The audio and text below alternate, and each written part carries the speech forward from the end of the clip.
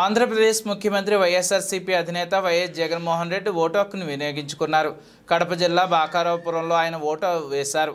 CM జగన్తో పాటు భార్య వైఎస్ భారతి కుటుంబ సభ్యులు కూడా ఓటు వేశారు. ఈ సందర్భంగా మీడియాతో మాట్లాడుతూ జగన్ ఆసక్తికర వ్యాఖ్యలు చేశారు. గత 5 సంవత్సరాల పాలన చూశారని, తన ప్రభుత్వంలో లబ్ధి పొందారని భావిస్తే మెరుగైన భవిష్యత్తుకు బాటలు వేసే పాలనకు ఓటు వేయాలంటూ ఆయన ఓటర్లను కోరారు. ఈ మేరకు ఆయన మీడియాతో మాట్లాడారు.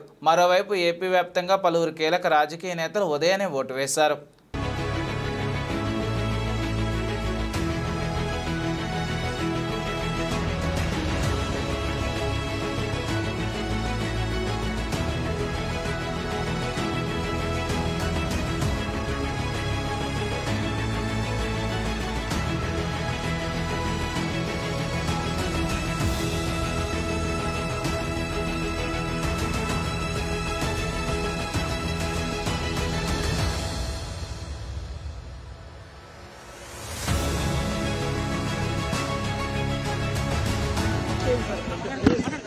You have seen the governance.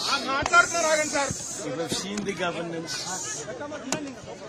And if you think you have benefited from this governance, then vote for that governance which would lead to a brighter future.